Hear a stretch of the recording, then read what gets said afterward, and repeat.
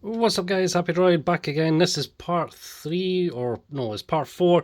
This is basically going to break down the settings and basically cover this little dock thing. So this is basically a little holder dock, which basically has little rubber feet at the bottom, has a little 90-degree charge connector. So this one is being redone again because I got a little bit of glue in here, but it's just to kind of show you guys how it's working. So basically, you can charge the device through the port here, but basically all you have to do is line up that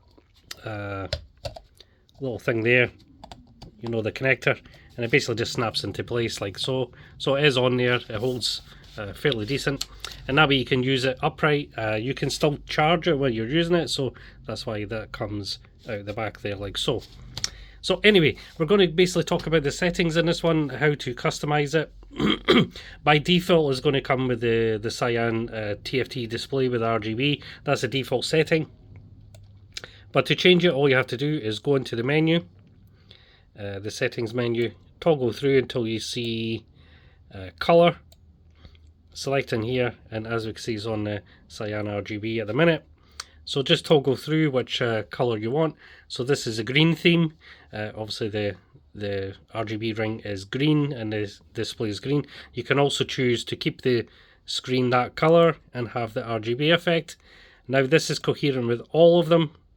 So all the themes have an RGB effect, or the static yellow color, or whatever color you're on.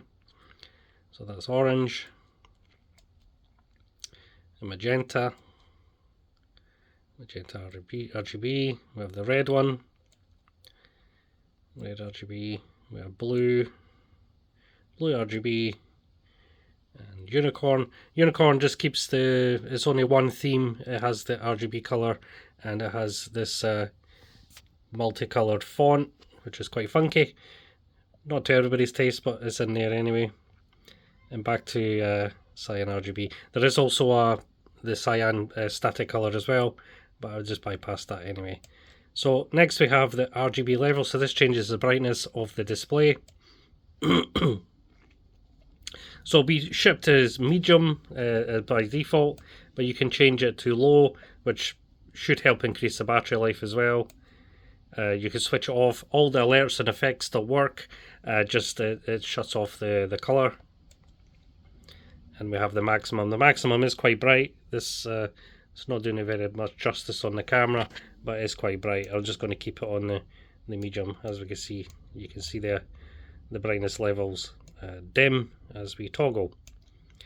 We can reset the back to factory settings through this menu, and we can just save and exit. There's the generator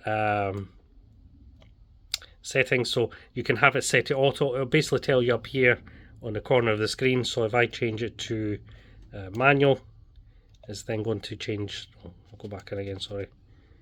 There we go. We have set it to manual. So basically it won't generate anything until you press the button here. Now that's obviously depending on which mode you're in. Some modes don't use the buttons or automatic generation. That's mostly in the sensor modes, but particularly this is only geared towards the word modes, where you can have it set to auto or manual. Manual basically means you have to press the button to generate start the scanning, and auto will basically auto trigger it between 30 and 120 seconds. So that's also an option as well. So for now I'm just going to keep it on auto. And we have the text to speech or beep. So basically the text to speech is the little voice that you hear. If you don't like the little voice, you can set it to output just a beep, but it will still display the word on the screen. Some people don't like the voice, some people do. It's very difficult here, I do understand that, but you can basically customize it. It'll be set to text to speech by default, but you can have it sound a little beep instead. So that's quite cool. And then we're back to the color settings as well. So there we go. I'm just going to back out and exit that. Now basically when you turn it on, it will basically start off in word modes. You can then toggle to sensor modes. Sensor hub, that is where you connect the sensor modules. So that's specifically on the main menu, because it is a sensor mode, but it's not the built-in sensor modes. This is specifically for this, so you can basically connect up to 6 sensors, so basically giving you 7 different zones. So I'll quickly just show you that. So you basically put it down, you don't want to be touching it when it's doing this, so quickly just put it down. It's going to give you a countdown to when it's going to calibrate. Now it's calibrating the sensor, so if you've touched it while it's doing that, you'll probably have to do this process again. So once it's connected like that, this will be broadcasting its own basically a little sort of a, I can't remember what to call it, basically a little hotspot. It's called hub, PARATEK hub. Just connect to that. The password is basically 12345667, I think, something like that. I'll show you that in a minute anyway. And basically once that's connected, you switch on your little sensor. You can have up to 6 of these little sensors connect, and when it's connected it'll show up here.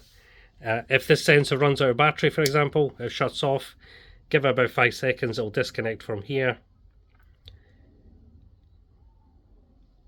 and it'll go back to zone 1 again. That zone can then be allocated to another sensor, so you could technically have as many sensors as you want.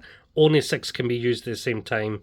The sensor hub obviously has sensors built in, so this acts as basically an extra zone, if that makes sense. And all 7 zones are viewable from the website, which it broadcasts by itself.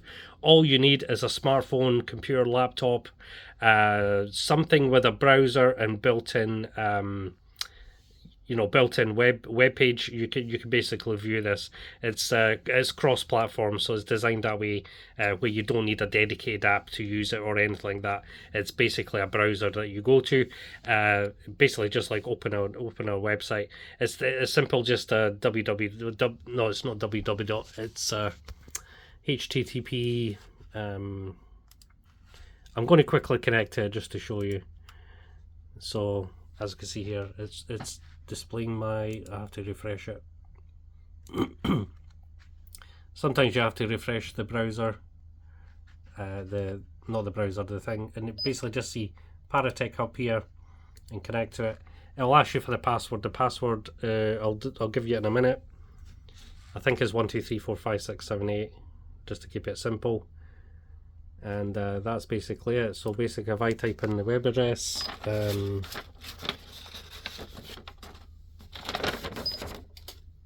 it's detecting the vibration, that's why it's doing that. It basically opens up this page here. So I've turned the sensor off, so the sensor's off here. You'll see it connect here in a second. So it'll connect to zone 1. So you basically turn on the sensors as you need them, and it'll populate up as what type of sensor it is. So it gives, every sensor will have a temperature, humidity, and it'll have plus another type of sensor. This has a 6-axis gyro, so it can detect vibration. It will then alert to this. It'll take a few seconds to send the message, and then it'll appear up here on the display here. So it'll tell you what sensor was triggered, which was vibration. This is a vibration temperature sensor. All of the sensors will have this temperature, humidity. So it basically shows you here the current temperature, humidity of the time that message was sent. It will also send you an Oracle message. This has the Oracle mode built into it, exactly the same as Oracle mode that's built into that. Obviously you can't use these sensors by themselves, it has to be connected to the device. So this will send a message to there, which then sends it to here. So all the sensors will have this, so every time an alert is sent, doesn't matter what type of alert is sent, it will tell you basically here. So let's create some some messages. The detected static EMF there, that's why we're in red. No, never. It was the message being sent from here. So the idea with this is you put these sensors in different rooms and it will simply monitor the other room. These sensors can have passive infrared, microwave motion, microphone sensors, whatever you want in here. I can put them in here, but will come with the temp humidity as standard. That's just the default configuration, plus it'll have another type of sensor of your choice, and they're all the same price, it doesn't matter. So yeah, so that's basically it. So it kind of keeps in theme with the whole setup. These are about the same size as the PARATEK devices. They're just a little bit thinner. I have another shell here. So the PARATEK V7, for example, that's the shell for that. It's based on that shell. It's just a little bit thinner because obviously we don't need the screen, so the case is a little bit thinner. Plus this doesn't have the faceplate on it, so it's a wee bit thicker. So yeah, just to give a little overview of that, it's a comprehensive piece of kit. It is rather expensive. Unfortunately, there's no way around it. I am working on getting a hold of some M5 stacks, which will be compatible with the sensors. It'll obviously be a cheaper device because it doesn't have all the bells and whistles. It does have some sensors, and I think it has a vibration sensor, probably a temperature sensor. I'm not sure. I'll have to break it down and look at it. But that device will be much cheaper. It can even run this firmware as it is. Obviously, it won't have the ring display, but that's another device that might be coming very soon, which will work with these sensors. So I'm trying to build a kind of ecosystem where these sensors will be adaptable to future PARATEK devices. So you could have as many of these sensors as you like. You can connect them to as many systems as you like as well. So yeah, that's basically it, guys. I'm going to leave you there because I'm waffling on again, and I'll catch you guys in the next one. Bye for now.